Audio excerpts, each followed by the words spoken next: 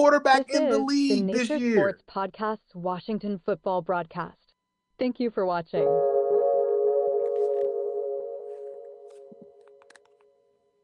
2-0. Go ahead, we live. Yeah, hey, look. We having this debate right now, but I'm gonna say that my comeback player of the year was Sam Darnold. I understand why Joe Burrow won it, but guess what? For me, You don't. No, you don't. I get it. He balled out this year. No, he did. He had the Triple Crown winner on his team. So, of course, he had to be the one throwing him the ball. I respect it, bro. I respect that 100,000,000%. But in my opinion, Sam Darnold was one game away from being the #1 overall seed in the NFC. That is comeback. Okay, so again, maybe the NFL. Go ahead, because I got a juicy one. That's just kind of how that's how I look at it. Like, you gotta, to me, his career was dead. Nobody was talking about Sam Darnold, nothing. Okay, everybody thought that he would be out the league within the next year. Okay, when I mean year, like a year. Like next year, Sam Darnold is no more nothing. Right? He revived his whole. He's that comeback. That's what a comeback is. He revived his whole career in Minnesota. They did get trashed in the playoffs, but like I said, one game. It's a regular season award. In the regular season, he was one game away from having the #1 overall seed going into the playoffs. That's pretty impressive to me. That's a team accomplishment. Joe Burrow, and to me, no offense to Joe Burrow, he did his thing, but they still lost games. That's not because of him.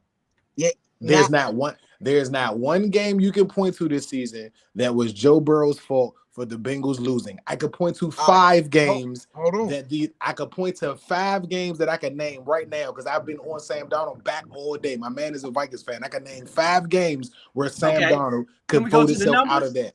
Can we go to the numbers? Sam Darnold, 4,300 yards, 35 touchdowns, 12 interceptions. That is his How many fumbles? How many fumbles? Hold on.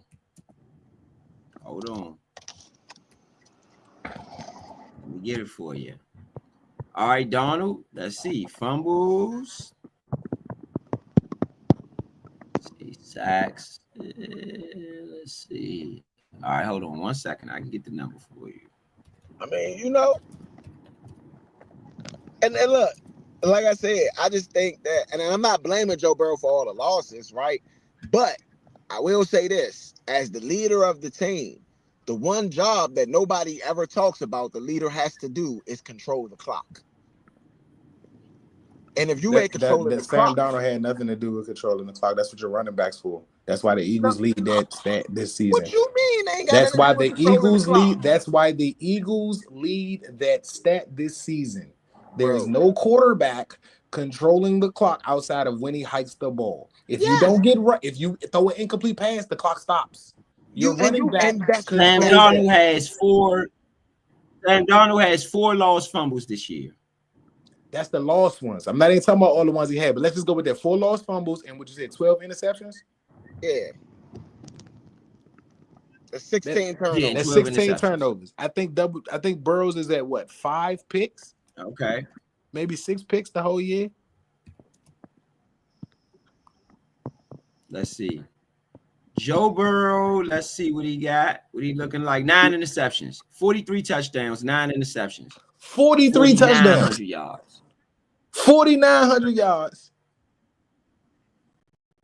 And almost 10 touchdowns more. Bro, come on, bro. We're not doing this. If it wasn't for them people's defense, they might be in the AFC. Joe Burrow also got 11 fumbles. And you still can't add it up. Fumbles. How many did he lose? 19. That's okay. Yeah, that's true. I'm gonna see how many he lost.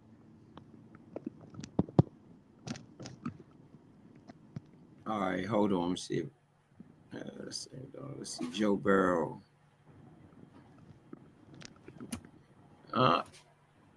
Okay. This is a good one.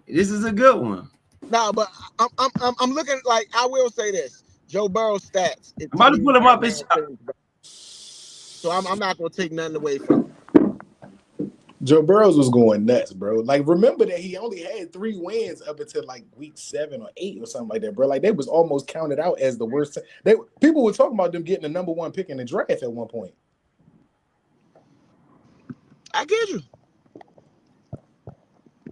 Let's see what Joe Burrow's fumbles was. I mean, we made the turn, but our defense was literally one place ahead it is until the last 8-9 weeks. 3, 4, 5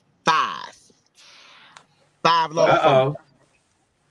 Lost 5 through 9 picks. That's 14 turnovers. Okay. Yeah. Sam Darnold almost threw that amount of interceptions before the fumbles even came up. Oh, but Sam Darnold got more wins. Sam Darnold has a way better for? team. The same thing that y'all not going to give Jalen Hurts no credit for because his team is way better than our team. Stop it, y'all. It is the team with the worst defense in the absolute league this year. We're talking about the comeback player. We're not talking about the comeback team of the year. That's not what it was called. I agree. Looking at the stats, I could say that Joe Burrow deserved it. I could say that.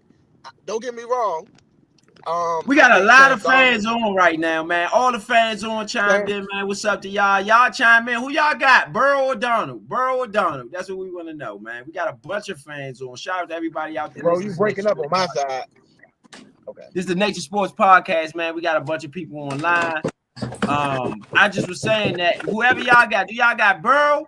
Fans out there, do y'all got Burrow or do you got Darnold? This is a good one. Yeah, I can say that I'm not mad at Joe Burrow being the comeback player of the year.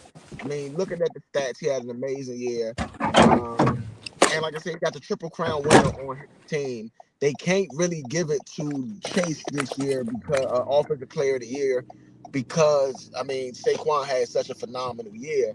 So, you know, that's kind of a win for the Bengals. Guess who had the Triple Crown winner last year? It was the Jet. That's who Sam Darnold got to throw to. Jet wasn't Triple Crown winner last year. Who was the Triple Crown thrower? Who was the guy last year? Nobody won Triple Crown last year. I thought the last person that won Triple Crown was Cooper Kupp in like 2021. Yeah, Cooper Kupp. You talking about to lead in all of the wide receiver stats? Yeah. I'm talking about best wide receiver last year. Nah.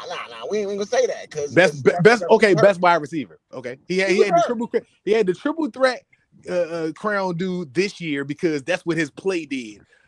The Jet was by far noted as the best wide receiver coming into this season. By everybody, it was nobody that had the Jet under anybody. Had nobody above the Jet. We got fans on here. Me personally, I always say him and Chase. But me, even still, let's just go with the media. I'm gonna leave my personal out of here because that's not who my favorite receiver is. But I'm just gonna say that the Jet has been promoted on Madden. The Jet has been promoted on ESPN. He's been promoted everywhere as the guy. So you have the guy, Sam Darnold. Okay, you started out with the guy on your team. Bro, all right, both of them got the guy though, bro. Oh, okay. So even more reason why I'm saying that Joe Burrow clearly he got it by ease, bro. My defense is horrible, which means that I'm giving up points, which means my quarterback has to go perform, drive in and drive out. Sam Darnold had 2 games where he didn't have no touchdowns. I can't name a game to you that Burrows did not put up points. I can't. One of the Steelers game. That's the only game he didn't score. Let me explain this. I look at Joe Burrow as like the number maybe 3 quarterback in the league, maybe 4. Okay, he's definitely top 5 to me. You get what I'm saying? Because he's the Mahomes killer. The only person other than Brady to beat Mahomes. I mean, to be real, And people can say what they want about Joe Shiesty, but I think they just gave it to him because he's not going to win nothing else. So they had to give him something. That's horrible. That's horrible that you even gave that narrative out, bro. That's what I think. That's what I truly think. Sam Darnold had a great beginning of the year. If you go look at the last 8 games, he is a turnover waiting to happen every single game. It's how they lost to the Detroit Lions 2 games in a row because Sam Darnold wasn't that guy. That's what I'm saying. Outside of 1 game against the Steelers, there's no game you can look at with a Joe Burrow film this year and say that he is a reason why they did not win the game or why they were not out of the game. That's the same thing I said with Jayden Daniels. There's no game this year that I feel like Jayden Daniels was the reason why we lost. Yeah, I can agree with that. That was what Joe Burrows was this year to me. I was even calling it on our broadcast when Sam was doing it during one of our games. Bro, he about to turn the ball. He's turning the ball over again. I told y'all, Sam, something's not about to go right with that. I was saying that for weeks before the season even ended. He had a great beginning, and the record, same thing I told y'all about the playoffs. The record fooled everybody. They didn't play nobody, bro. I mean, I'm gonna just say this. He played. I don't think this is an indication. 4,000 yards, bro, is not a bad year. No. Not by far. It's not a bad year. Not at all.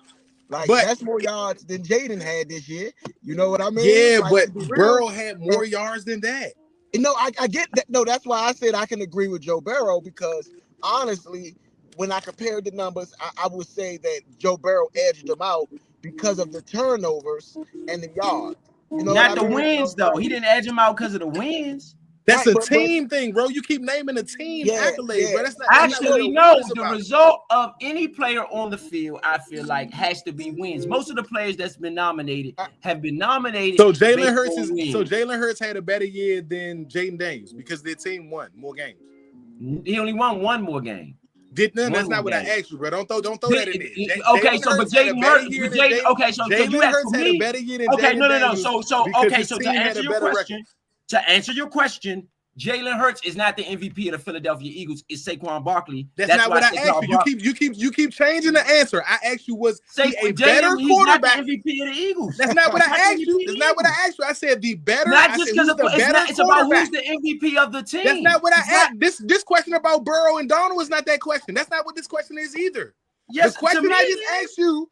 The question I just asked you, sir, is who's the better quarterback between Jaden Daniels and Jalen Hurts after the year they had based on record? It would be Jaden Daniels based on the numbers. But no, sir, you just said based on the record that Sam Darnold had. Even though Joe Burrow is killing him in the numbers. It has nothing. Just because you have more wins as a quarterback does not make you a better quarterback. I mean, does not make you a better play. That's ridiculous. So how are you giving Sam Darnold that over Joe Burrow when the numbers don't even suggest that? Whether it's whatever they were doing, Sam Darnold resulted in wins. Joe Burrow didn't. Okay, so the Eagles resulted in one more win than the Redskins had. Jalen Hurts is the better quarterback. Yes or no? He has the better record. One more win is not enough to say that. But 8 years, hey, they have 7 more wins. 7 more wins than the Bengals. 7 more wins than the Bengals. I would say the record does matter. But 7 more, maybe not one game. You can't say that, but 7, yes. That's big enough. At the same time, this is still an individual accolade, right? So individually, Sam Darnold turned the ball over more than Joe Burrow, and Joe Burrow had more yards than Sam Darnold. So I can't really say that that Sam Darnold had a better year, even though he won more as a team, because it's a difference in that. Okay, well, you can say, okay, so let me chime in here. Then I go with Sam Darnold. Let me chime in. Let me ask you this. Does it count that the Bengals were playing from behind majority of the time? I said, what's up? Does that count? The majority of the time, the Bengals were playing from behind. The majority of the time, the Vikings. Bro, go look at the record, bro. The Minnesota Vikings ain't blow out nobody this year. You're talking yards. You're talking yards and touchdowns. And when you're talking yards and touchdowns, that matters too. You know what I mean? He got more yards and more touchdowns. So that's kind of hard to say that he's not doing his job as an individual. You know? Right. But again, they were losing in majority of the games, right? How many rushing yards? Do they have 1,000-yard rusher? Do the Bengals have 1,000-yard rusher on their roster? That's something else you got to take into account. I know the Vikings do. Yes, Chase Brown is Zach. Nah, messing with bro. I don't know. That's why I say I don't know. Let's see. I'm going in dark mode. Wait, finish the show. Let me see. Chase Brown. All right, man. Look. The way I look at it, man, is you got to give the man his credit at this point. Chase Brown did not have 1,000 yards. He had 990, but that was 1,000 if you want to say. But he wasn't 1,000-yard rusher. Man, Joe Burrow won it. I can respect it. You know what I'm saying? You're right. Oh no, I ain't leaving. Go ahead and give you credit for this one, but it's close. No, what I'm saying, it is no, hell no. If it wasn't for the record, that's the only reason why he's not in conversation. Right. Not giving Sam Darnold a record award when he's not even in that argument of MVP. But I mean, when you think about like he did turn that franchise, it's kind of him that did it. Kirk Cousins was going to the playoffs, was losing. Man, Sam Darnold did the same Cousins thing.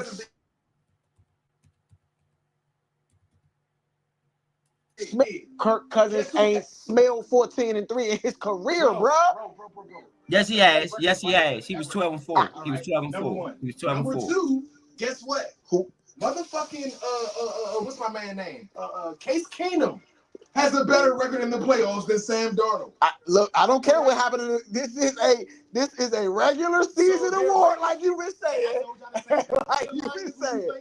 They're not going to beat us because they have not played nobody. Look, so again, the same reason my argument was about Travis Hunter, which I'm still keeping. Look. He's played in a division where there's probably less candidates of getting drafted than every other division in the league. Bruh. You should do well. There's nobody for you to play. Bruh, but 14-3, bruh.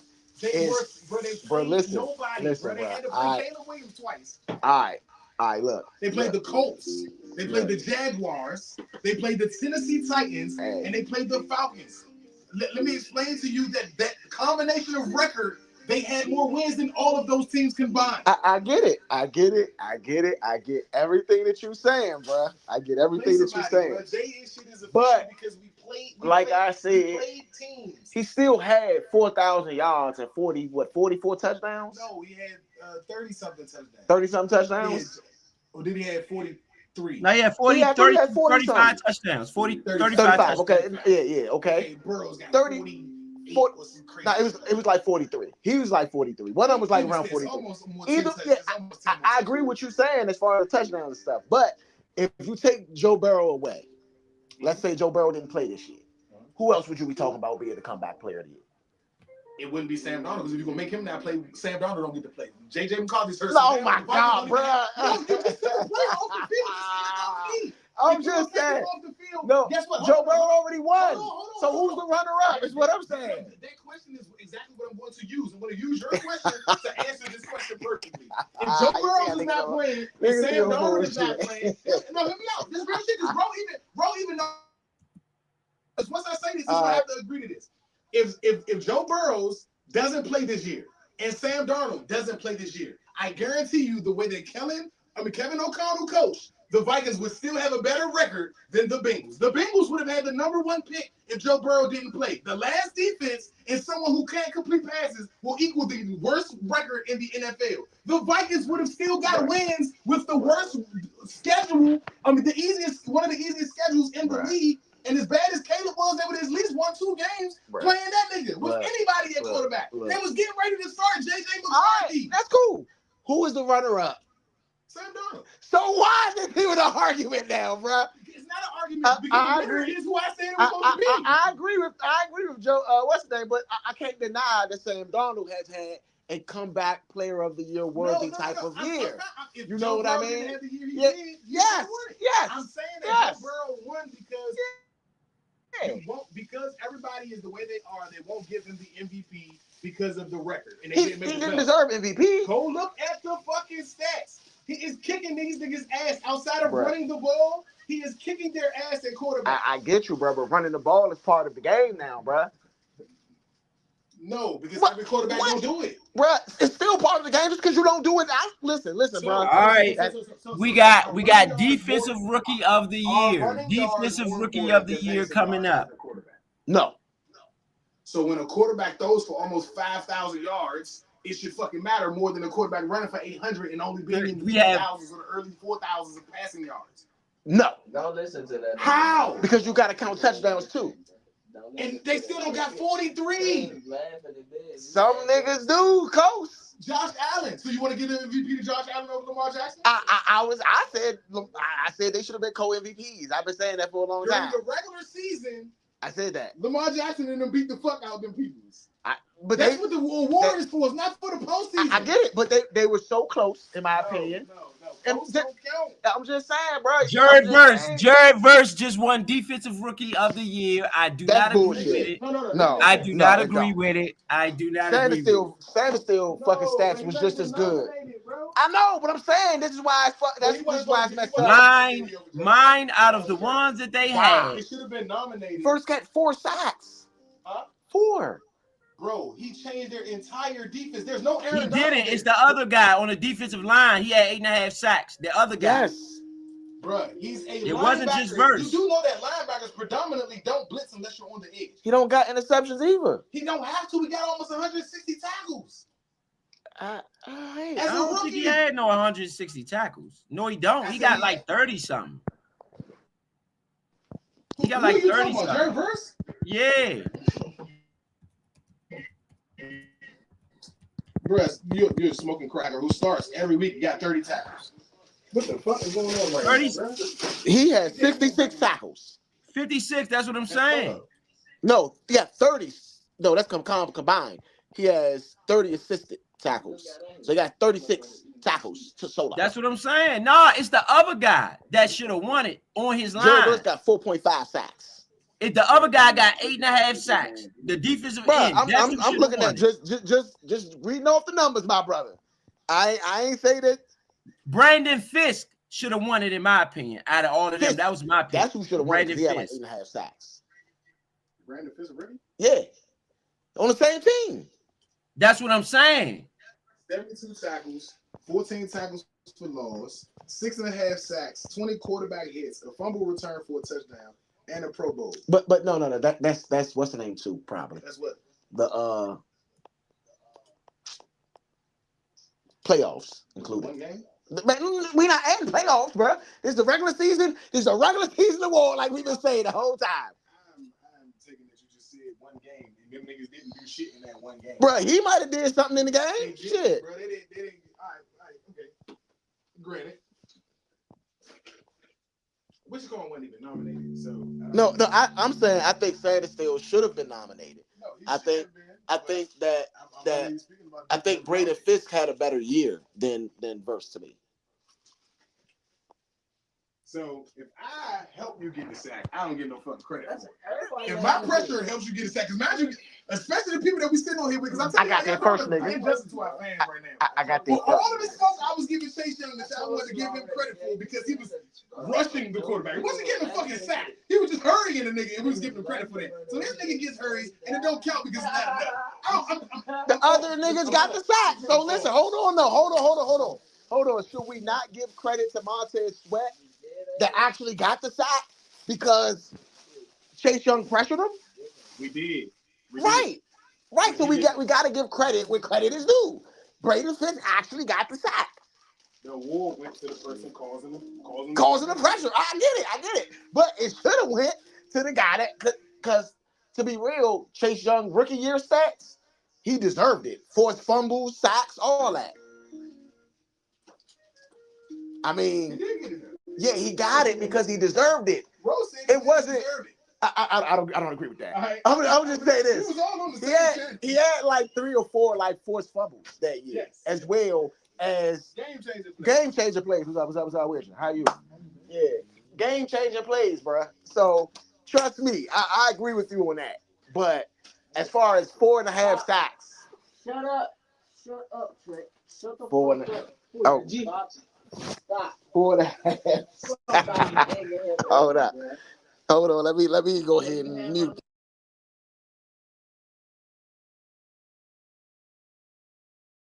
I gotta tell y'all, for me, I'm sorry. For me, I think Brandon Fisk was the defensive rookie of the year. I get it. Jared Verse was the big name, but for me, it was Brandon Fisk. In my opinion, it's no, and it's no offense to Jared Verse, man. I think Jared Verse is a great player, but I just think Brandon Fisk had a little bit of a better year, in my opinion, in my opinion. Shout out to everybody out there listening. This is the Nature Sports Podcast, bringing you NFL honors today. NFL honors.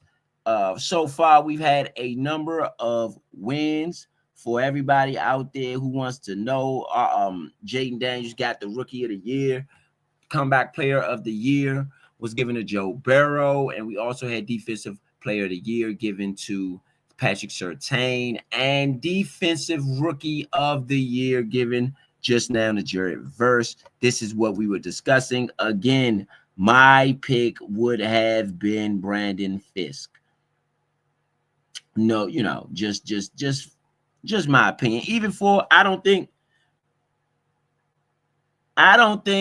Defensive Player of the Year should have went to Patrick Surtain. For me, it was the guy out there in Detroit, the cornerback out there. Let me see.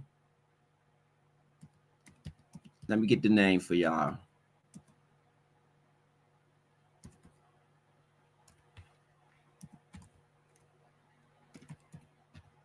Let me get the name for y'all.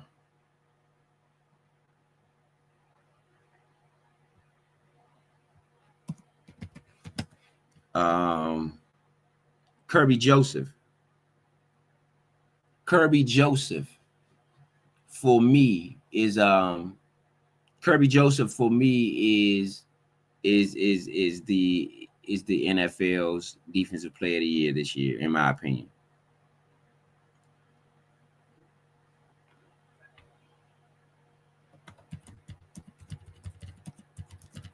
It is Kirby Joseph, in my opinion.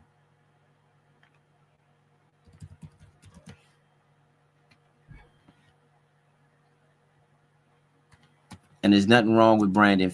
I mean, there's nothing wrong with everybody else out there.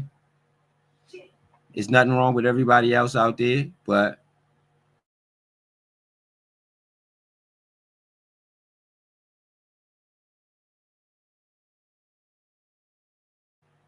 so, again, shout out to everybody out there listening. This is the Nature Sports Podcast, bringing you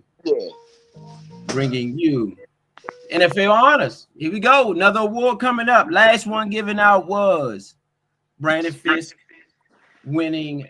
Sorry, not Brandon Fisk. Jared Verse winning NFL Rookie of the Year.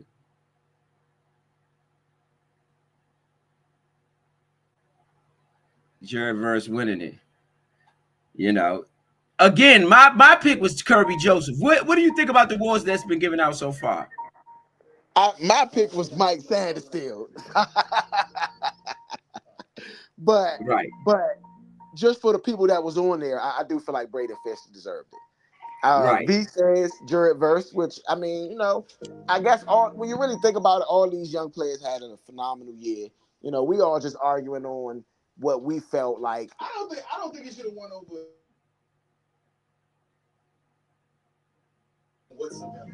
And hold up, and it's one more person I want to highlight. Hold up, it's one more person I want to highlight.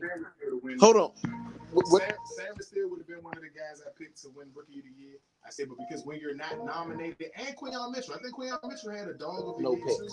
It's not you can't catch the ball on the nigga. I don't care if he catch the picks or not. If you can't catch the ball, you're doing your job. They said nigga ain't catching. Right? You're not throwing the ball on him. I don't care about catching the ball for a pick. If you don't get the pick, cool. But that's because they're not throwing the ball to you. Cooper DeJuan and Darius Slay. Darius Slay got targeted more than he's ever got targeted in the last 4 seasons. It's a rookie on the other side. That says a lot about that player. The same thing I'm trying to say to y'all with Jared Verse and Brandon Fisk. The other player matters where the other guy's not getting the attention. I agree. I would say I want to highlight Kalen Bullock. Kalen Bullock this year for the Houston Texans played in all 17 games and ended up with 5 interceptions. So I want to highlight Kalen Bullock. I want to highlight Beanie Bishop Jr. for the Pittsburgh Steelers. He also had 4 interceptions as a rookie. I want to highlight Cameron Kitchens. Cameron Kitchens. Cameron Kitchens for the Rams also. He also with the Rams. Rams had 3 rookies who, was massive improvements on their defense. Cameron Kitchens ended up with 4 interceptions as a rookie. I also want to give a shout out to Jalen McCullough with 4 interceptions for the Rams also. And Taheeb Steele with 4 interceptions as a rookie for the Chargers. And Jaden Hicks also with 3 interceptions as a rookie. So play of the year. The play of the year goes to Jayden Daniels for the Hail Mary. Moment of the year. Jayden Daniels won 2 awards tonight. The only one going home with 2 awards. Love that one. Jayden Daniels, play of the year. Moment of the year. That wasn't a touchdown play. So you got to give it. The reverse jump is probably the best thing I've ever seen in football. Come on, bro. I'm sorry, bro. I'm not even going to hold you. That's some highly improbable, impossible shit. That's not play of the year. That is the play of the year. Like, yes, we can all say the Hail Mary is the play. One touchdown. Washington haven't had nothing like that happen since the bomb to Santa Moss. Literally nothing like that has happened since then. Number 2 is a rookie quarterback going in. It's the number 1 and the number 2 going. It's so many factors in there that I clearly completely give that the number 1 play. But that reverse hurdle is by far must-see TV. That's the best football move I've ever seen. That's the best football play in the last probably 3 or 4 years of football, bro. But, bro, you're going to see a Hail Mary in the next 2 or 3 seasons. You're not going to see somebody do that. I agree. That's the only, and again, don't get me wrong. I'm giving the Hail Mary the best play of the year. I just said that would be the only reason why I said Saquon didn't win over that because it's not a scoring play. It didn't even have to be a Hail Mary. If Saquon would have scored on that play, then no comparison. Yeah. But I'm saying, the Hail Mary is a scoring play, bro. You know, you got to give the credit where the credit's due. I think Jayden Daniels had the 2 top. I think Jayden Daniels had the 2 top plays of the year, which is, to me, second is that Terry McLaurin touchdown against Dallas. I don't care what nobody said. That's second for me. No, for me. I would say. You talking about the last game? Against the Dallas touchdown on the side. Nah. The 80-yard Yeah, for me. I would say. I would say the Bengals drink. The Bengals drink. That walk off at the end was great with the Bengals. The Bengals drink. And that game was a really good game by Jayden himself. Like the passes in that game were like elite. The high level. We all knew that he would hit a ride. The LSU Bowl, man. That's what I called it. The LSU Bowl. Burrow versus Jayden Daniels, and Jayden Daniels. Oh, Sterling Sharp. Sterling Sharp made it in the Hall of Fame. Sterling Sharp. Oh, yeah, that's what's up. Finally. Yup, Shannon got him in. Shannon got his brother in. Shannon been crying for the last 6 months. That hustling Shannon got his brother in the Hall of Fame.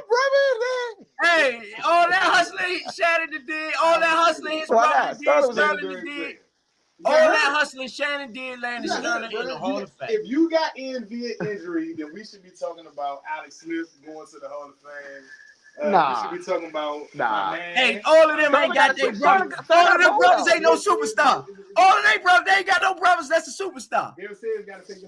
Shannon Sharp then made the NFL a lot of money this year. Nobody was able to stop him in 6 years. He got the most yards of anybody in all 6 years. Eric Allen got in there. Eric Allen finally got in there. He didn't play. Eric Allen finally got in there. Ernest Bonner. They got them Eagles, all these Eagles in there. Ernest Bonner got in there? I was asking, that's who you were saying. No, Eric Allen.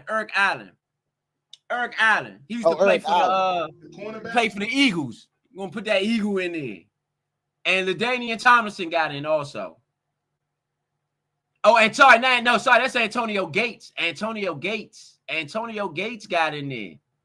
Antonio Gates, well deserved. Antonio Gates definitely deserved it. Well deserved. Yeah, because a basketball player. Yes, indeed. Yeah, yes, but bro, even though that, bro, like he had like most touchdown catches before Tony Gonzalez or something like that, and like for a tight end, he's like top, like I think top 3 or something like that. Yes, indeed, man. Yes, indeed. That's the Hall of Fame class, man. Hall of Fame class. The NFL Hall of Fame class. No, I'm talking about football. In football. Motherfucker might run a choice route. Might fake outside. Yeah, that's the NFL Hall of Fame class, man. Boxing them people out. So you again, Sterling Sharp, Shannon's older brother. If y'all never saw him play, man, y'all go ahead and go watch some film on Sterling Sharp. Sterling Sharp was a monster, man. Sterling Sharp finally got in. I actually knew who Sterling Sharp was. Funny thing is, I knew who Sterling Sharp was before I knew who Brett Favre was even. You know, and Shannon Sharp. Sterling is the reason we know who Shannon is today, believe it or not. And if you have any old school 80s football fans that will tell y'all the same thing, we know who Sterling Sharp was because of, we know who Shannon Sharp was, because of Sterling. So shout out to everybody out there, man. Y'all dealing with the Nature Sports Podcast. He was a dog. He was a dog, yeah. You were better than his brother, bro. Who, Sterling? I remember that. You on Shannon? Why we was on the same way?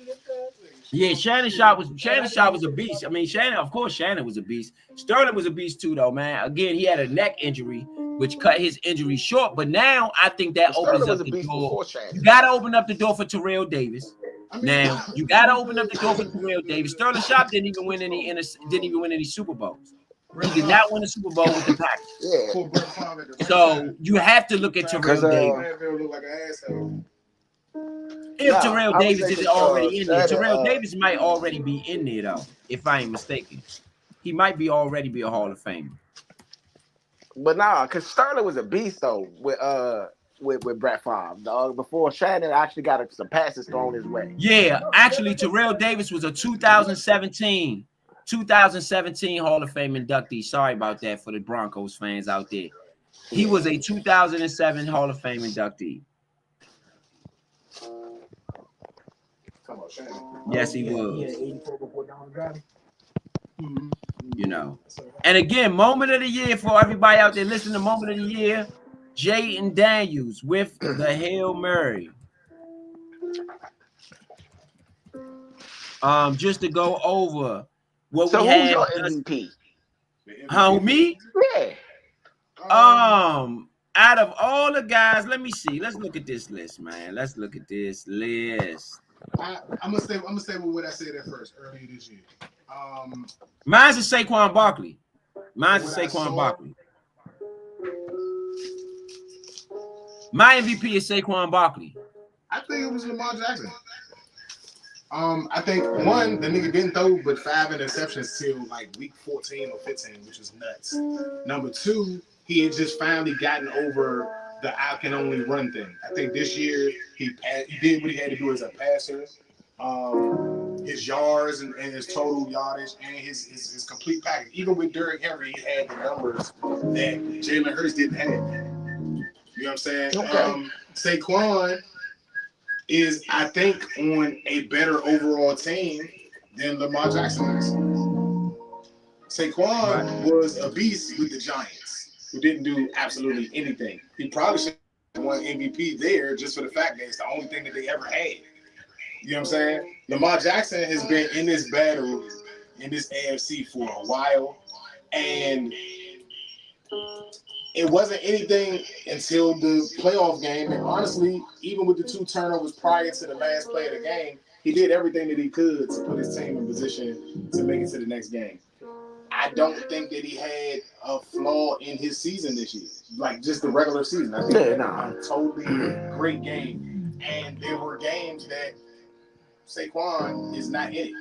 The amount of yards that he got in certain games makes up for those 60-yard, 40-yard. Let me ask y'all this. Did Eli Manning get snubbed today for the Hall of Fame? Should he have been in before Sterling Sharp? You say who? Eli Manning. Yeah. Y'all know I'm Eli first ballot guy. Maybe I'm gonna help all of the Redskin fans out who are like religious Redskin fans. Eli Manning does not deserve the Hall of Fame. Beating Tom Brady in the Super Bowl. The greatest coach, greatest that's not the quarterback. Only loss Tom Brady got. If that was the only loss Tom Brady got, then I'd understand that. That's not the only time he lost. It's not the only time he beat Tom the lost. 18. It was a time when they was 18-0. Nobody was going to win that. Bro, I don't want to hear that, bro. Like, look, he did it, bro. I'm saying he's a 2-time. No one wants to break bro. those records. Hold on, bro. He is a 2-time Super Bowl winning quarterback. He is 2-0 in the Super Bowl. Okay. Yeah, that's true. There are quarterbacks that has not accomplished what he's accomplished in the playoffs. Should Mark Ripken be a Hall of Famer? He only got one. He's literally the quarterback of the greatest team ever assembled. I don't care. He got one. He's the quarterback of the greatest Trent team Dilfer ever got assembled. one. That's not the greatest team ever assembled. It don't matter, but it does not matter, bro. I'm just saying. It's a whole point. That's in the Hall of Fame. But you're saying, hold on. You're saying the greatest team. team. That means everybody on the team was good. So why are you bringing up Eli Manning beating one of the Okay, there are hold up. There are 13 quarterbacks.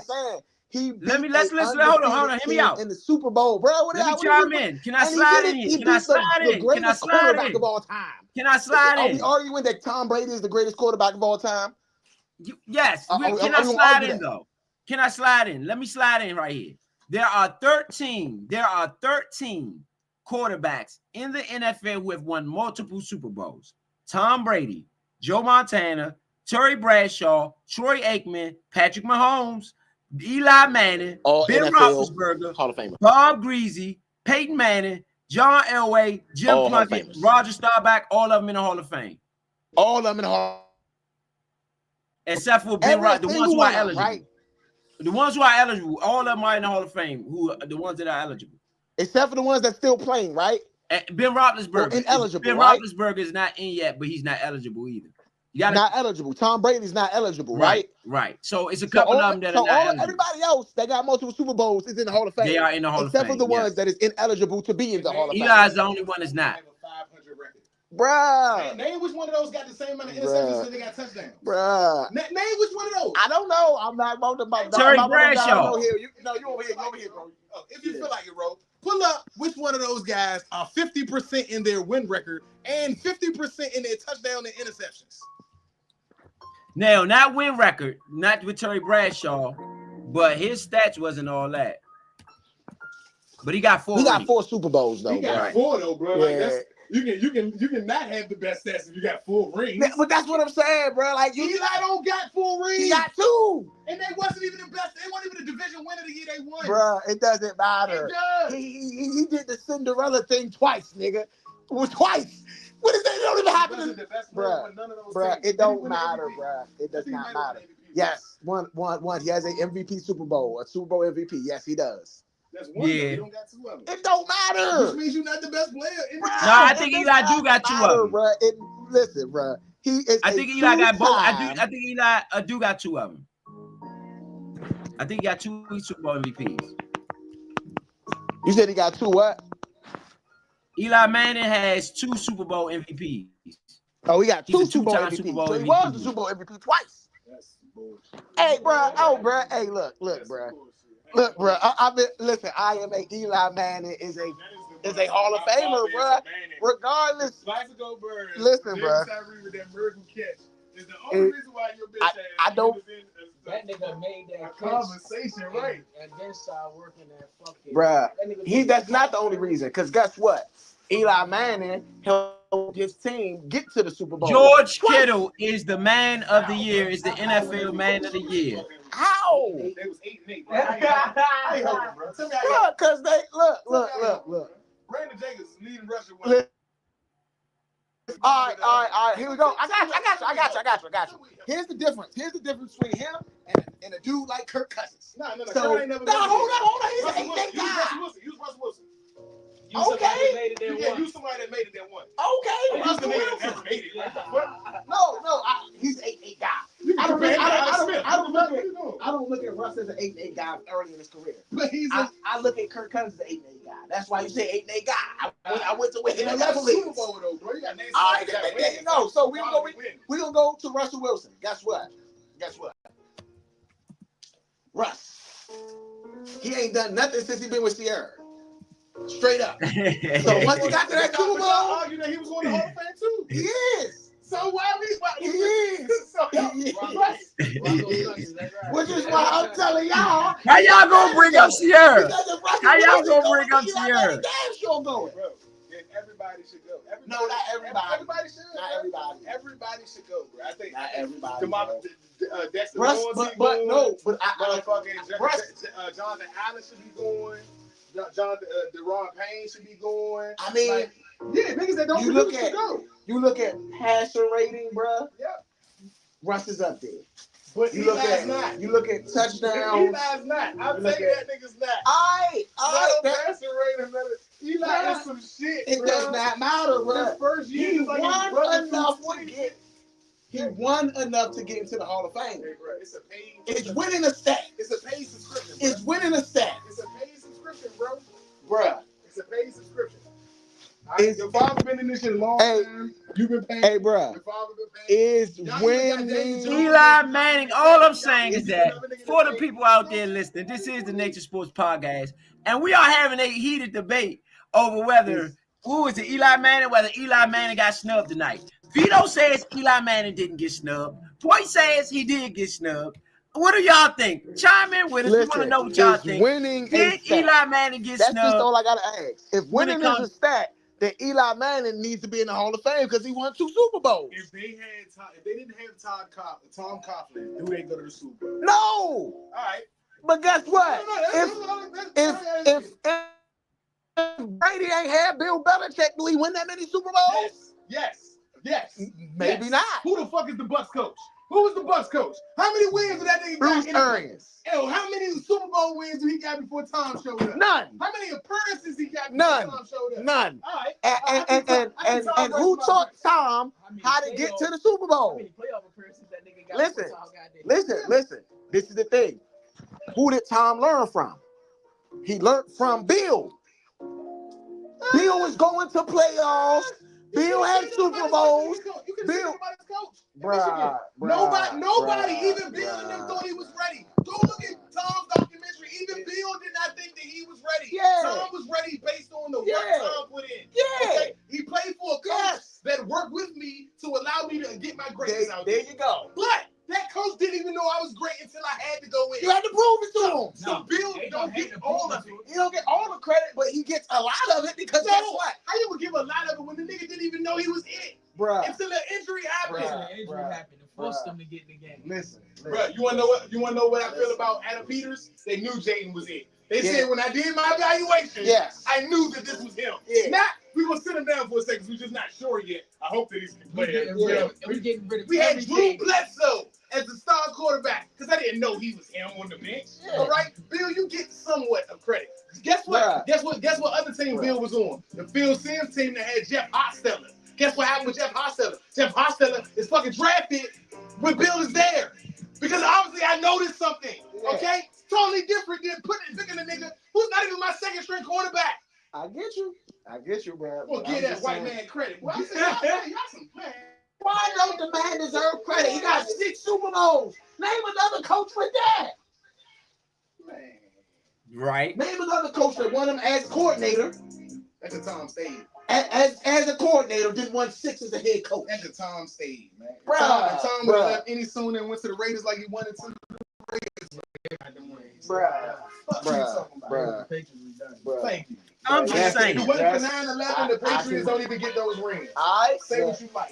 If it wasn't for 9/11, before 9/11, ask anybody where the Patriots was at. I agree with that. But Tom Brady is the GOAT at this point. And Bill Belichick is the greatest coach of this modern era, regardless of what a person want to say. Hey, what was his recruits looking like? The NFL on the NFL honors, just to let everybody just to get everybody caught up. Just to get everybody caught up on the NFL honors. Basically, they're running through people who have passed away today, ran through everybody. People who passed away throughout this year. The guy Kareem Jackson is what stood out to me. The guy for the Rams, I believe he was active when he passed. He passed away. He was an active player for the Rams, so that's what stood out to me. They're going over former coaches, former players, people who passed away throughout this year, within the NFL. So it's just a year in review. That's what they got going on right now on the NFL honors. Hey, I keep telling them, man, Eli Manning deserves to be in the goddamn. Don't, man. Okay? Eli Manning. If y'all don't think Eli Manning deserves to be in the Hall of Fame, y'all tripping. Chris Mortensen passed away. Greg Gumbel passed away. The famed Lurie Allen passed away. The Cowboys tackle Lurie Allen passed away. But the famed sportscaster, the famed sportscaster Chris Mortensen passed away for ESPN. I didn't know that. Lurie Allen also passed away for the Cowboys, the tackle for the great Cowboys teams, the great tackle, the great the three-time Super Bowl, Emmitt Smith, Troy Aikman, Michael Irvin, Deion Sanders teams. Lurie Allen was the tackle for that team, the anchor per se, and so he's passed away this year. And I feel highlight him as well as all the other guys who has passed away this year within the NFL. Again, shout out to everybody out there listening, man. This is one of our most successful shows, the NFL Honors. Who would have thunk it? NFL Honors, one of the most successful shows. It looks like it may be the most successful football show of the year.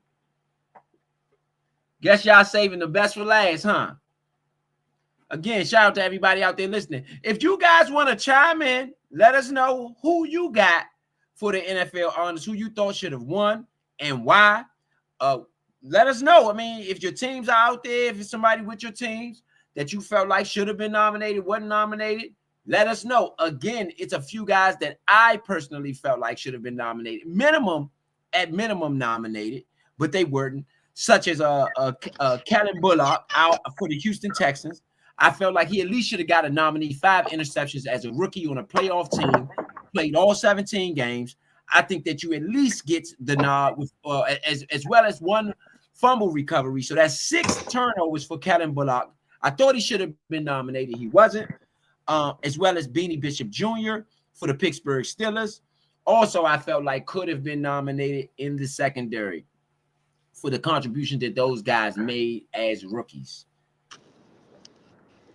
Of course, felt like Sam Strill made a significant contribution, and he should have been nominated. Yeah, for sure. I think Sanders still played a really good. I mean, nominated. I don't know if he should have won, but nominated potentially, yes. I think that should have been on the board.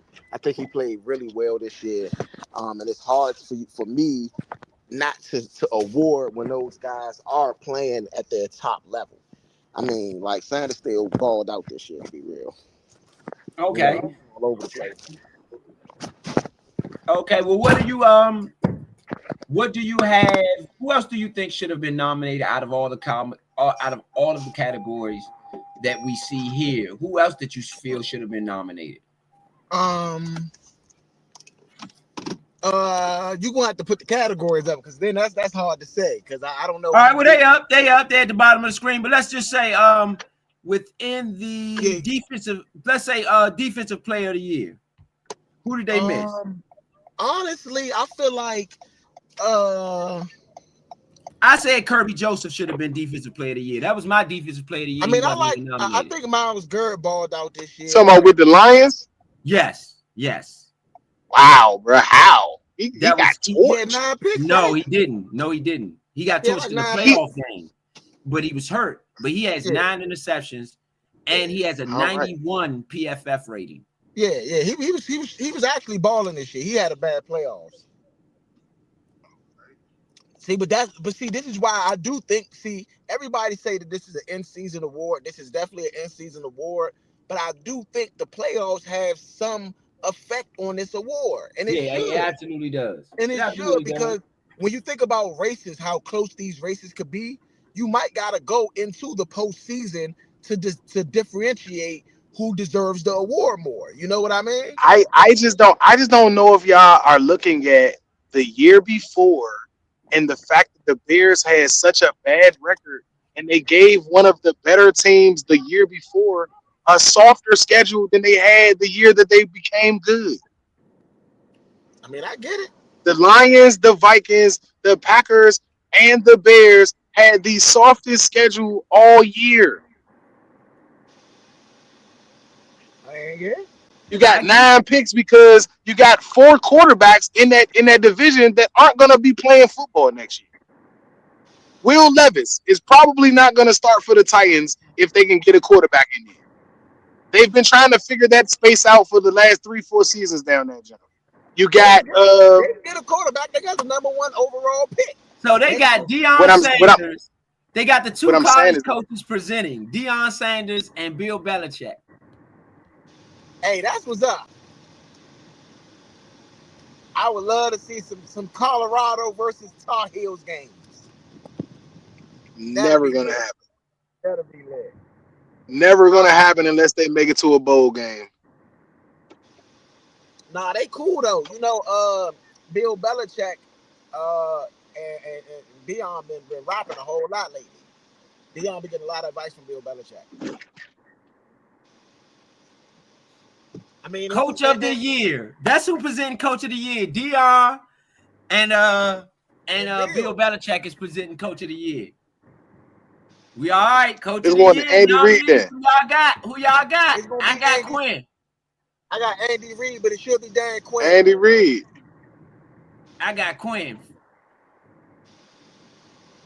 They might go Kevin O'Connell too, but I don't know. Nominees. Let me get y'all the nominees. Kevin O'Connell. If it goes to Kevin O'Connell, it's because Sam Darnold had the year he did. Kevin O'Connell, Sam Darnold, Andy Reid, and Dan Quinn are the finalists. Sam Darnold is not a finalist. Sam Darnold is not a coach. No, I said Kevin O'Connell. Kevin O'Connell. My bad. Kevin O'Connell. Kevin O'Connell. And the 2024 NFL Coach of the Year is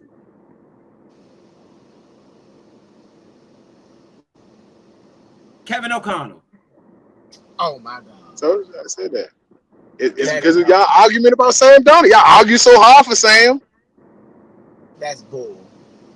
As if that franchise hasn't done that with a nobody quarterback. Case Keenum did the same thing and actually got a win, and he ain't win comeback player enough.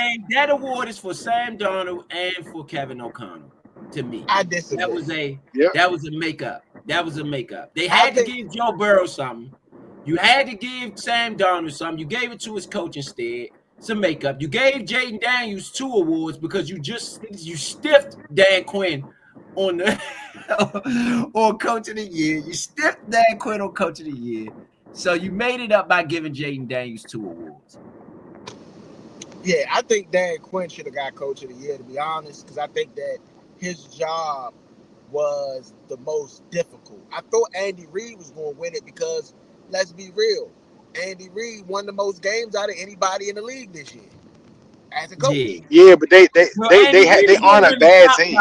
The Super Bowl, so he go win the top. He's back in the Super Bowl, exactly. No. What I'm saying is that you can't. The NFL has a difficult standard here because Belichick should have won it every year. Then if that's the case, and not for bad reason. But technically, the Chiefs have just not had they need a single-digit win season for Andy Reid to get Coach of the Year for something like this. They can't have real shit. They can't have double-digit wins every year and he get a Coach of the Year. Like they would have to go undefeated. Undefeated would have got him Coach of the Year. If it not, even with that 1 loss, 2 losses, they give it to someone else. They expect. That's not fair though, bro. Like if I won. No. I said that it's a hard way to look at it, but in some way it is fair. It is fair, bro. You have a consistent roster. No. Wait. I gotta go undefeated though, bro. Like 15 games. No. I don't know if you let me finish. You don't have to go undefeated every year. I'm saying that if another team has double-digit wins, like 14 wins, like the Vikings did on the Lions, or the Eagles having 13 wins, the Chiefs got to go undefeated. You know what I'm saying? For Andy Reid to be considered, because you have a good team. Those other teams we didn't expect to have 13, 14 wins. And to Vito's point, Bill Belichick himself has won Coach of the Year 3 times. In 2003, in 2007 when they went 16-0. And then in 2010. So that's what I'm saying. He's at the point now where he got to be Bill Belichick. Andy Reid has won Coach of the Year 5 times already. They're gonna give it to somebody else. He's not giving off. Yeah. 2002, 2010, 2013, 2015, and 2018. Dan Quinn though, because I do feel like Andy probably should won it, but I feel like Dan Quinn did a even more. I feel like Dan Quinn did the best job out of any coach this year.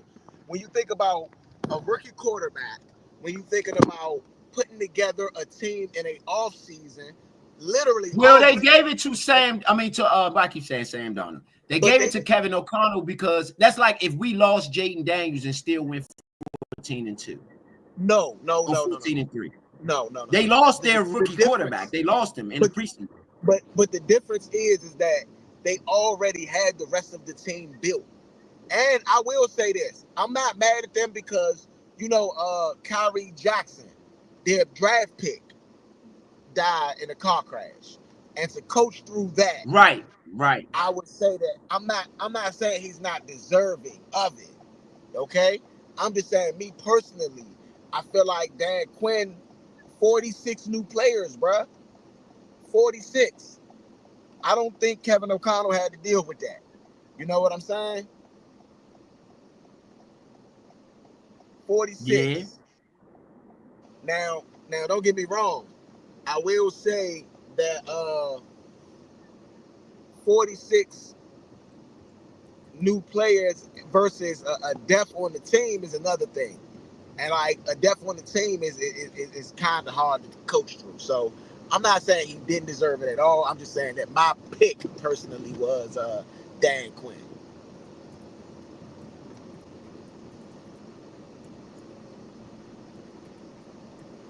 I mean, I get you. That was my pick is Dan Quinn too. So we got a couple more awards left. A few more awards left. Yeah. Got about 15 minutes left.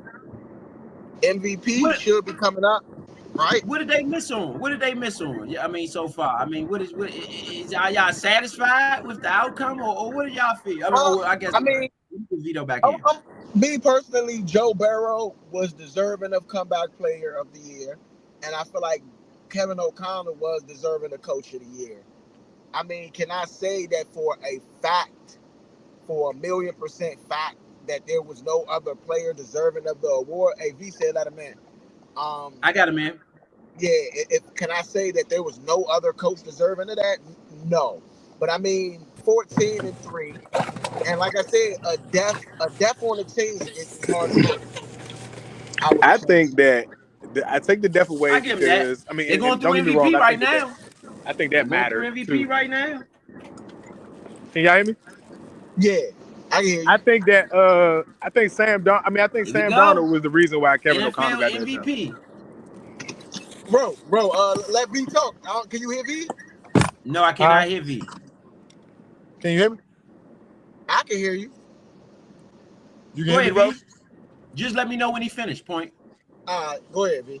All right, so to me, the reason why Kevin O'Connell won that award is because I can't name a season that Sam Darnold was good. You can't name a year that Sam Darnold was good. Like I can't name a year that Sam Darnold was a threat as a quarterback in the NFL. So for Kevin O'Connell to lose the rookie that you at least can you hear me? Yeah, I can hear y'all. Yeah, no, I can hear you, bro. You good. And I can hear V. I don't think y'all can hear. I don't think. Go ahead. Let me know when he's I can hear Roto. Yeah. All I'm saying is that I think that Kevin O'Connell coaching Sam Darnold up to the quarterback that he was this year is a testament to Kevin O'Connell, literally by itself. Okay.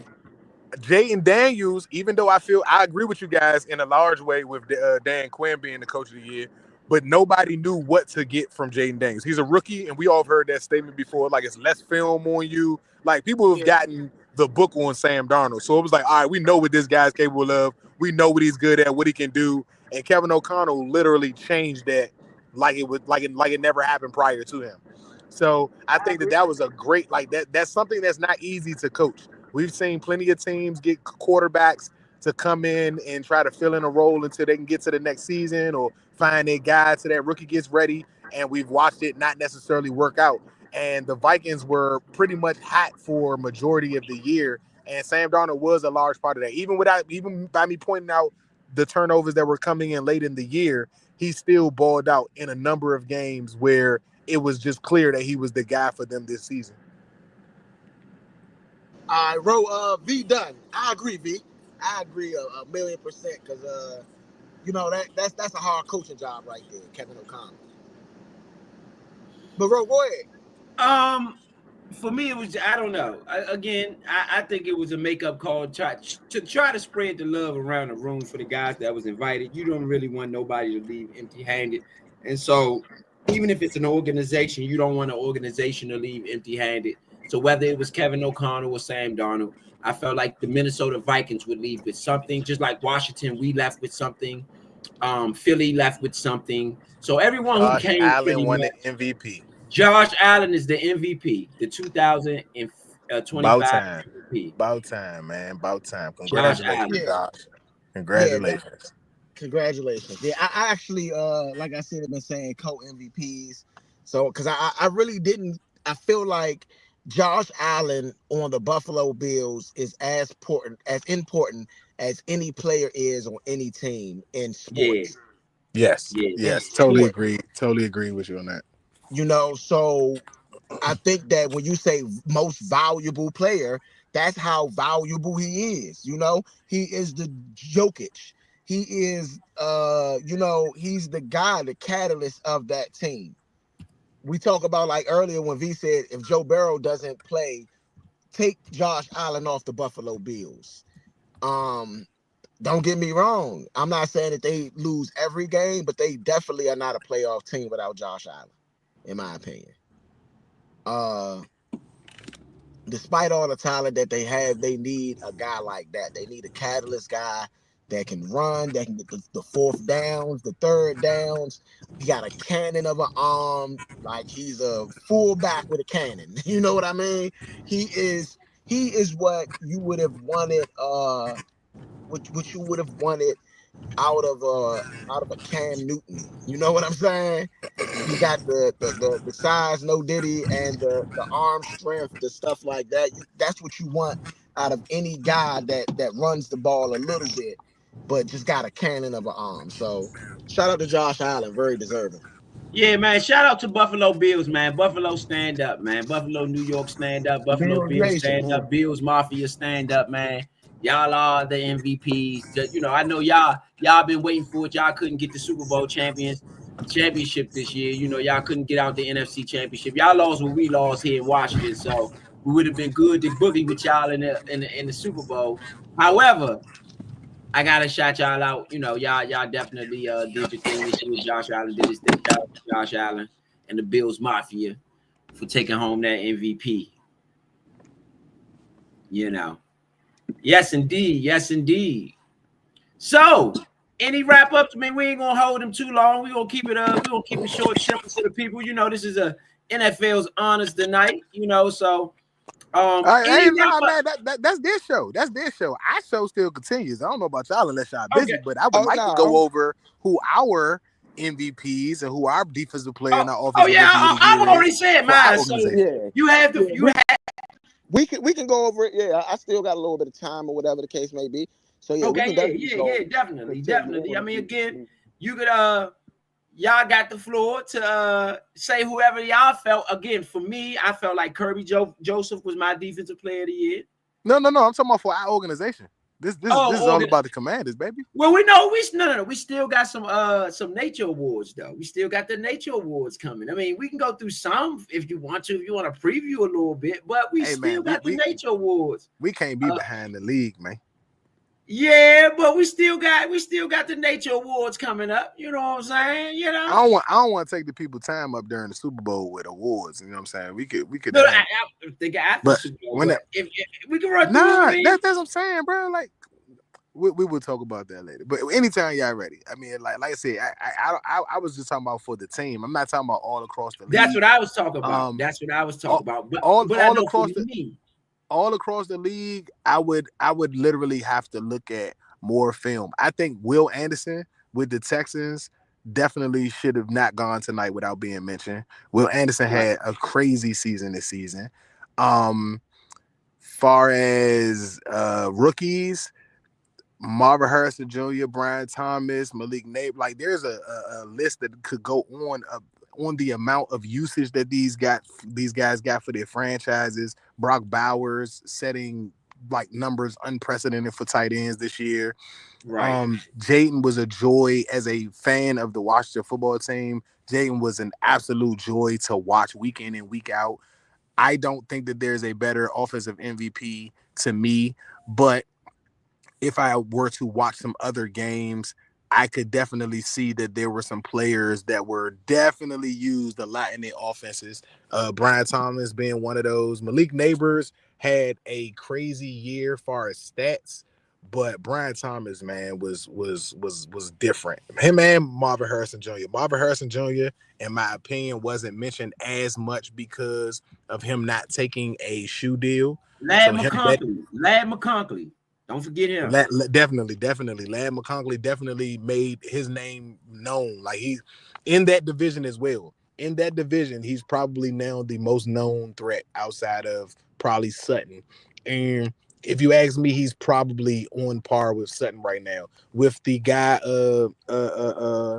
being one of the fastest guys in the league with Worthy, I still don't know how Ladd McConkey was able to catapult himself up the ladder like that this year with a quarterback who I feel was underused. I definitely feel like Herbert was underused this year. Yeah. So, you know.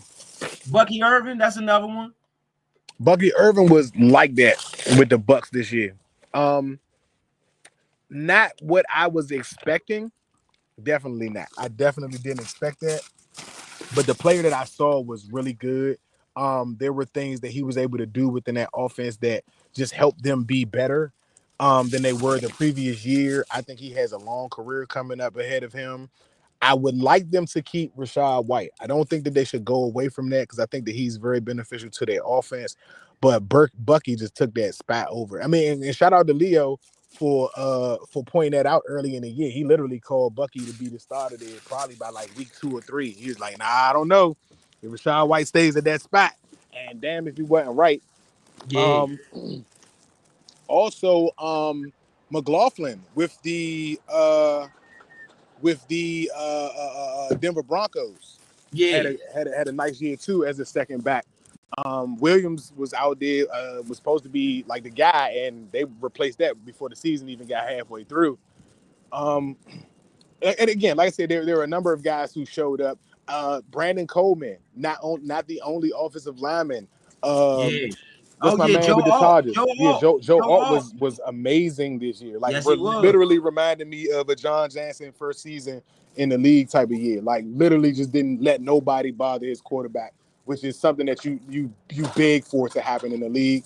The Chargers have something there with him and McConkey in the next few seasons coming along. Just so everybody knows this, Terry McLaurin and Dyami Brown are number 1 and 2 in receiving in the postseason this year.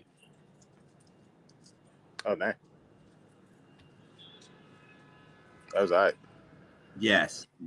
As far as average, Ladd McConkey averages the most, though. He averages 197 yards a game. I mean, that's because he had that 197 in that one game they played. Then he had like 11 or 12 catches, bro. Yeah. He had 14 targets, 9 receptions, 197, 21-yard average. He was acting up, bro. That one of those was that like 80 or 85-yard touchdown. One of them jumps he ended up breaking, but even still, bro, he acted up, bro. Yeah, he acted up. Yeah. St. Brown Josh ended Palmer. up with 137 against us on 10 targets. Who? St. Brown. Oh yeah.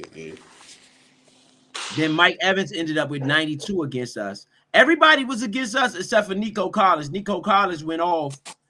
I got whoever he played, he went off. But everybody else was really against us. And then it's McLaurin and Brown. I want to see more of what McLaurin and Brown can do together. Even though Brown got the fumble, I know y'all want to move away from Brown. I don't know. I'm torn on that one. Because they tore it up. When they got the opportunity to rock together, they tore it up. So I'm a little torn on that one when it comes to Dyami Brown.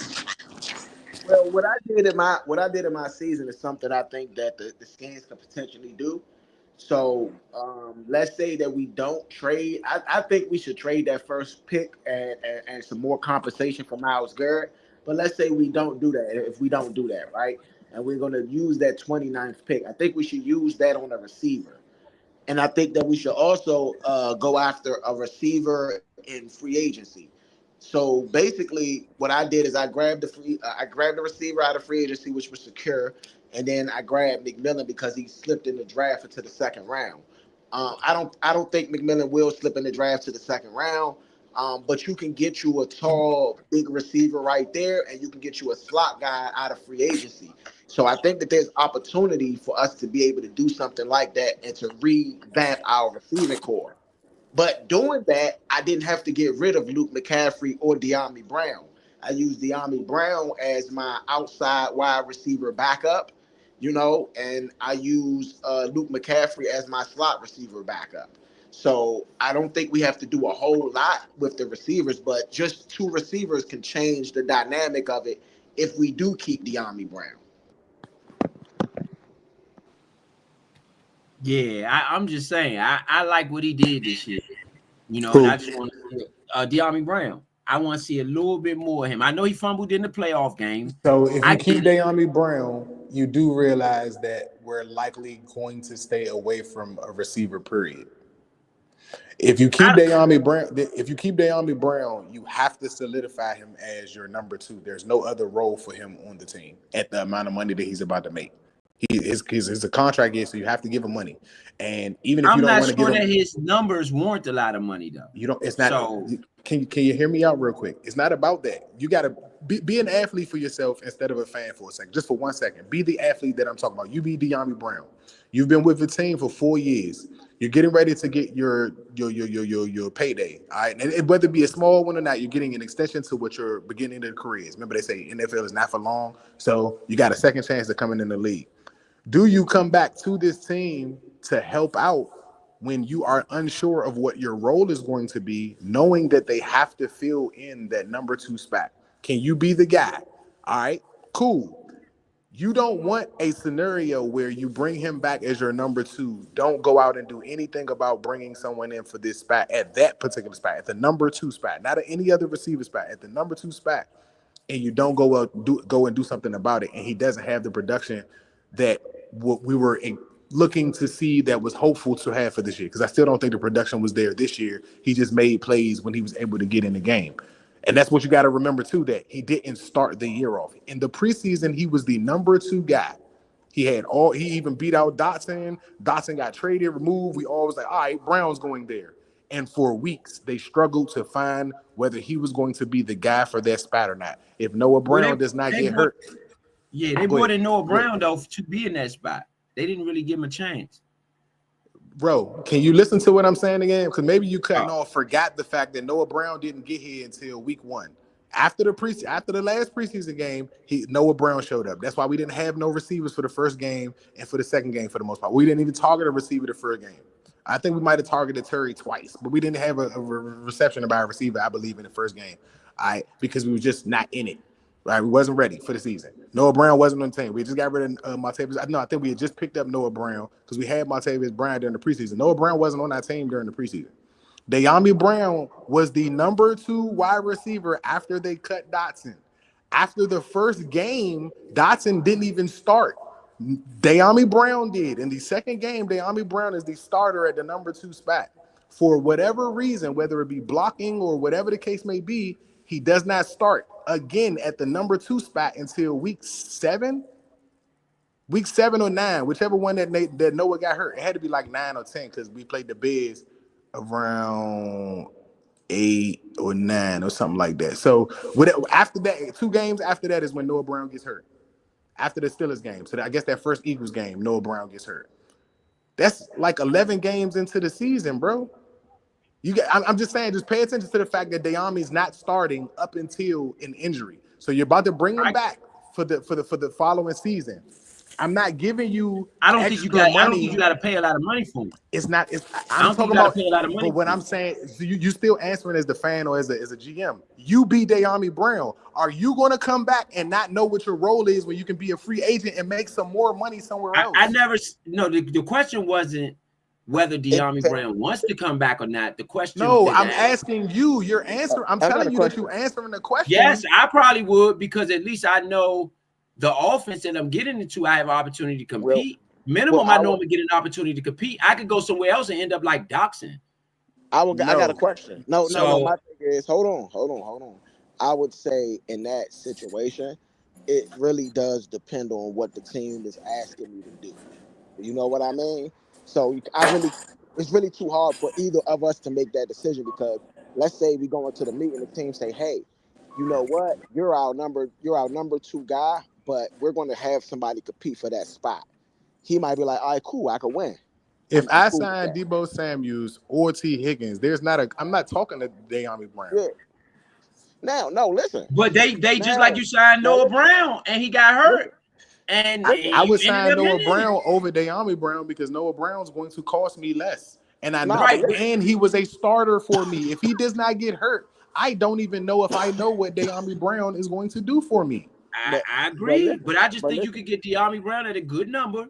I think he gives. I'm telling you that if you keep him, you can't get that number 2. They're the only receiver that's possible to get. I disagree with that. It depends on the number. Who are you paying 2 salaries for? I don't think you got to pay double-digit numbers to De'Ami Brown. Bro, like, you keep saying that we made it, bro. Bro, you're not using your brain. Do you know what De'Ami Brown numbers look like? Do you know what his numbers look like? I don't think De'Ami Brown. Do you know that when you go to a NFC Championship game or the Super Bowl, every player that contract is up, their price goes up rather than just base money. It's not going to be base money that he's getting. He's going to be getting it between $8 and $12 million, or between $6 and $12 million. If he's going to be our number 2 wide receiver this year, I would say if he's going to be our number 2 wide receiver, he's going to get $12 million, between $8 and $12 million next year. If he's our starting number 2 receiver, that's what they're going to. Okay, that's what I'm telling you. Curtis Samuel didn't even get that. I think De'Ami. He got $6 million. I think De'Ami Brown gets anywhere between, if he stays here, anywhere between $5 and $7 million. I think that's to be a 30. So you want to pay $7 million to somebody that has the ability to catch 30, maybe 40 passes. Just by receiver market of how high it is right now, it'll be different if everybody wasn't getting 30, 35 million and all that. Everybody's not getting that. It's only 2 receivers. I'm talking about top end guys. 3 top end guys got it right now. AJ Brown, 4. AJ Brown, Justin Jefferson, AJ Brown, Justin Jefferson, CeeDee Lamb. It's a couple of them got 30 plus. Brandon Ayuk. Okay. These are listen, that's what you have one of them on your team already. You have one of them on your team already. Listen, I'm saying, bro, that's the high market of receivers. So receivers are going to get paid a little more. I think that if the receiver market in the regular season, De'Ami Brown only has 1 touchdown this whole year in the regular season. I can't see you having to pay him a lot of money. I just can't. Yeah, that's what I'm saying. If the receiver market was lower, the De'Ami Brown would probably go for $3 million.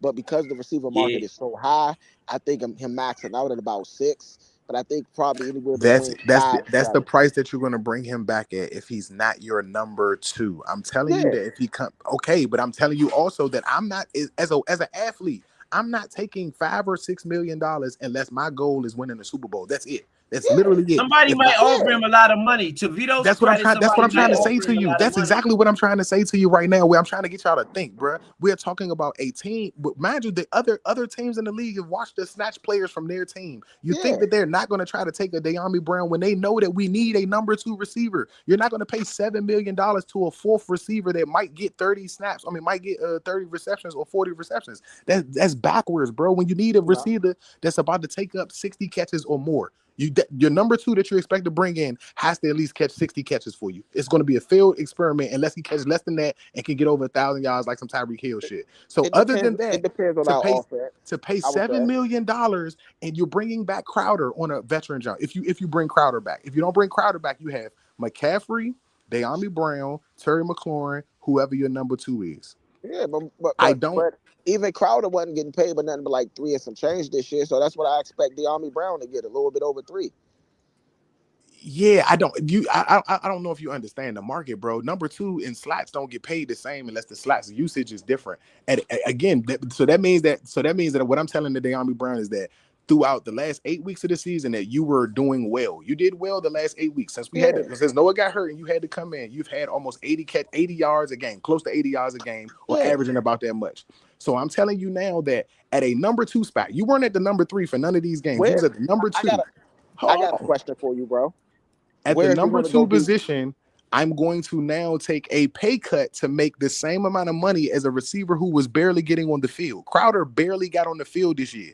If I'm De'Ami Brown, that's an insult to me that I've been here 4 years, regardless of the work I've done or not. When I got an opportunity to play, I did what I had to do.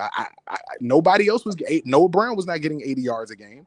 He was getting the targets and stuff, and he was not catching the ball. I hear you. I'm saying tell me where De'Ami Brown is going to go right now, where he's going to get a big payday and become the number 2 wide receiver. The Jaguars don't have any. They don't have a receiver outside. That's why Brian Thomas did what he did. They got Christian Kirk.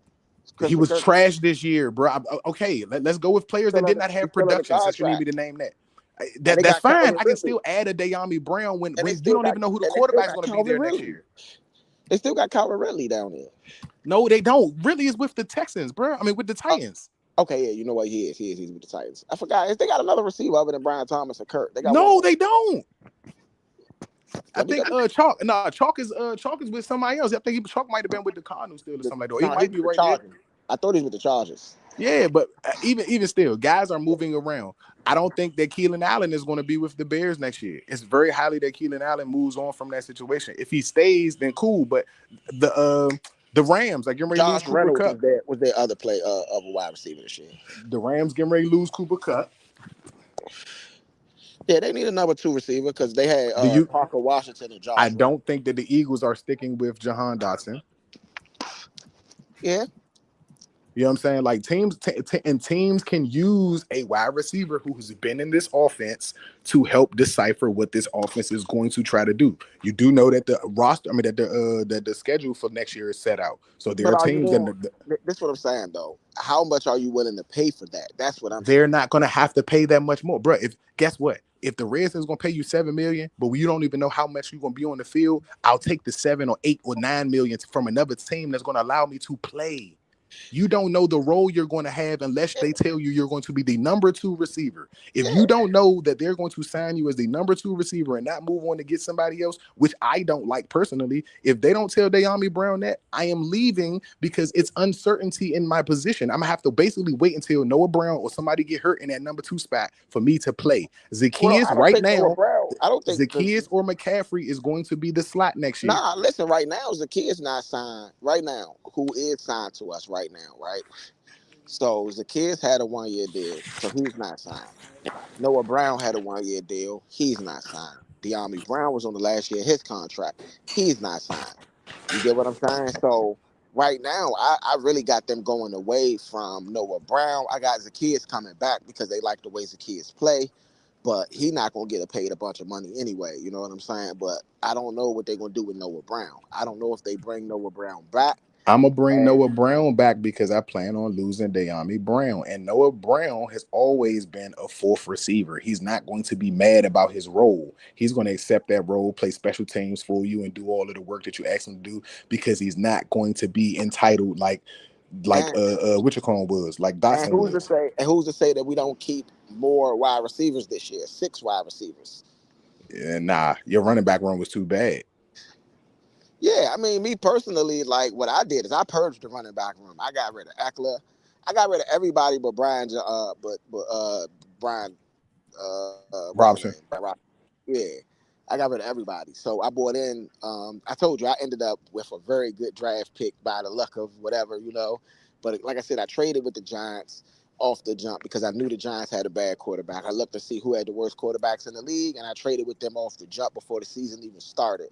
So it was like, all right, whatever they're going to be, that's where my draft pick's going to be. You know what I'm saying? Because I knew I was going to do well.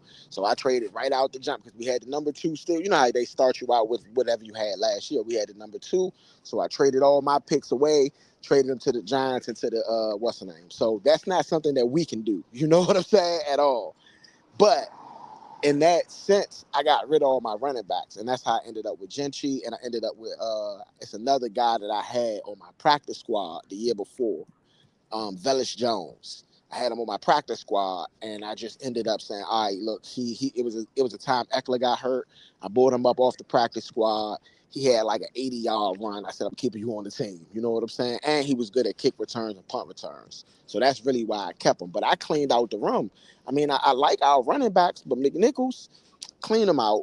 You know what I'm saying? Like, I would get rid of, no offense, Rodriguez. I think we probably could keep him. Because I don't know if any team's going to come up and snatch him up, but keep him, and I will get rid of everybody but Eckler, Johnson, and him, and I go get another running back. I go get somebody that's a speedster that can take the top off of a defense, somebody that got a lot of, you know what I mean? Like I'm not saying Darren Sproles, a Reggie Bush, you know what I'm saying? A agile, elusive back that can do some stuff that Eckler can do, but just faster. We need a top end back. To me, you gotta have somebody who's I like Amari in Hampton. I like Slim out of North Carolina. I don't want to draft anybody. I don't think it's nobody in the draft Bruh, that can give you. not, I don't think it's nobody in the draft. Personally, I don't think it's nobody in the draft that can fill the role that you're going to need as a NFC contender, as a Super Bowl contender. Hampton. I don't see it. Hampton, I believe this is my belief. I believe outside of Gentry. I believe Hampton is fast. Gentry, I don't think we're gonna have a chance to get him. I think he's going top 10. You know what I mean? And I did get him, and when I drafted him at number 7. So I think he's going top 10. I don't think he's getting past 11, which is San Francisco, because I think if San Francisco get a chance to get Gentry, they're gonna get him, and they're gonna have him and Christian McCaffrey on the same team, which is crazy. Especially with Mason, the person that was back up last year for them, he is a free agent this year. So that's not gonna happen. That's not gonna happen. Yeah. So they're not gonna let him go to Dallas, and knowing good and goddamn well that he's right there, he's like a generational talent. I mean, you're not gonna give Kyle Shanahan a chance to get somebody like him, and he's not gonna pick him. They may not, you know. But either way, so we're gonna move into just the last thoughts of the at least the regular season before the Super Bowl. Any Super Bowl picks if you want to throw them out there, and then anything going on with Score the Fight if you want to throw it out there for the fans we got rocking with us.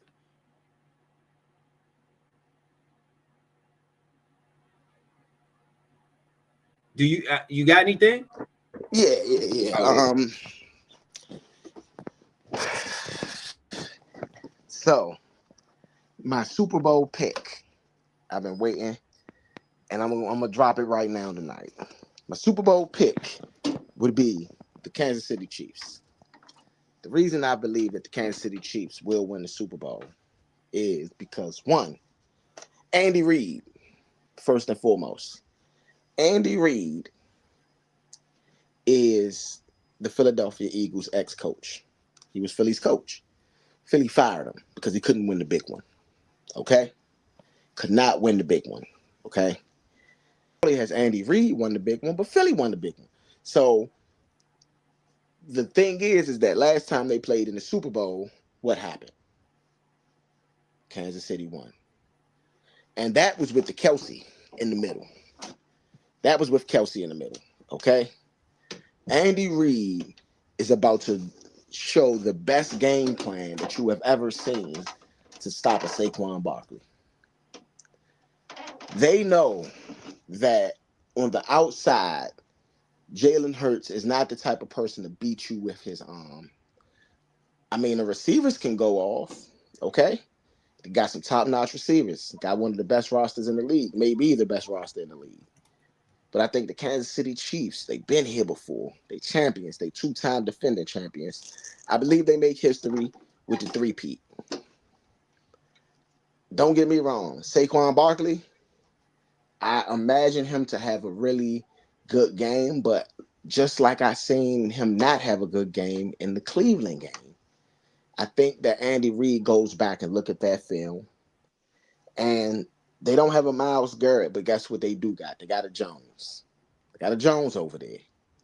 You get what I'm saying? They got all of the elements that the Cleveland Browns have. And if you can stop Saquon Barkley in any kind of way in this Super Bowl and leave it on Jalen Hurts' arm to beat you versus Patrick Mahomes' arm, I'm taking Pat. I'm taking Pat. It wouldn't make sense to take Jalen Hurts. Okay? Now, Philadelphia is a really good team, and they got some young, hungry bulls up front, and they got some guys that's going to give Patrick Mahomes some issues. Okay? Do I think that Philly got enough toolage to stop the two-time defending champions? The guy, Patrick Mahomes, only lost one time this year.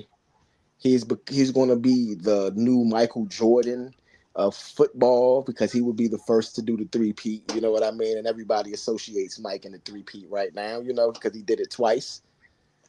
This is Pat's probably last Super Bowl for a while, though, in my opinion. It's my bold prediction. Pat wins the Super Bowl here. But next year, we'll see Lamar Jackson or Josh Allen in the Super Bowl. And so I do think Pat three-peats right here. All right. That's what I got. I got the Chiefs taking a win. Let me make sure I still got the Chiefs. It's personal. It's so far I've had the Chiefs taking the win. It's personal with Andy Reid. Don't think that the Philadelphia Eagles going to stop Andy Reid from making history. He knows that organization up and down. Okay? Right. You want to know what he does have probably still in Philly right now? Connections. Something that they don't have on the other side. Well, actually, Fangio was over there in Kansas City. You know? Was he? Yeah. I did not know that. Yeah. Yeah, I'm taking Kansas City. For the win. Big. I think they're gonna win big. So me too, actually. Yeah. It's gonna be my Super Bowl prediction. All right. What you got for Score to Fight? February 22nd. I want all y'all to tune in. This is going to be one of the best cards you could ever see. It is a loaded card. Riyadh season is back. It's going to be the Better Be versus Bivol 2. And I mean, Shakur Stevenson, Kid Schofield, you know, just two of the names. Zilly Zhang fight that night. You know, it's just a loaded card, okay? And you want to be a part of it, trust me. So, Score to Fight, February 22nd. We're going to start early because it is in Riyadh. So, I believe that's going to start around 6 o'clock, something like that. It might be 2. So, I'll give you guys a better date and time next time we come on. But Riyadh season, February 22nd, tune into us. We're going to definitely have some announcement for you guys before then to let you guys know exactly what's what and what's what. So, you know, Score to Fight. Yes, indeed. Yes, indeed. That's Riyadh season, man. Y'all make sure that y'all tune into that. We are going to be back possibly for the Super Bowl. We don't know yet, but we are definitely considering what we're going to do and how we're going to move for Super Bowl Sunday. So y'all make sure y'all tune into that. But either way, without further ado, we're not going to hold y'all up too much, man. It's the Nature Sports Podcast. We're going to let y'all get on out of here. Make sure you driving. If you're driving, drive safely. If you're walking, walk safely. Whatever you're doing, make sure you get home safely. NFL honors Josh Allen, the MVP, the 2024 MVP. Shout out to everybody who won all of the awards. Jared Verse, Jaden Daniels, who was the coach of the year, Kevin O'Connell, Joe Burrow. Shout out to all the winners from tonight, man. Y'all had a wonderful season. And we have had a wonderful season. We have gone out with a bang for all the fans who are currently tuned in here on the Nature Sports Podcast. Make sure you hit that like button, that subscribe button, wherever you're watching at, with whatever page you're watching on right now. Go to that page, hit the like and subscribe button. We'll see y'all next week, whether it's the Super Bowl, whatever we got going on. Make sure y'all tune into the Organized Betting Show, which is still going to be live and direct and in your face for the 2025 Man Nation Sports Podcast. Y'all know we got a lot going on, man. So just stick in there with us, hang in there with us, rock with us, be with us, and y'all gonna get all your sports here, man. Y'all win some money with us. See y'all next week.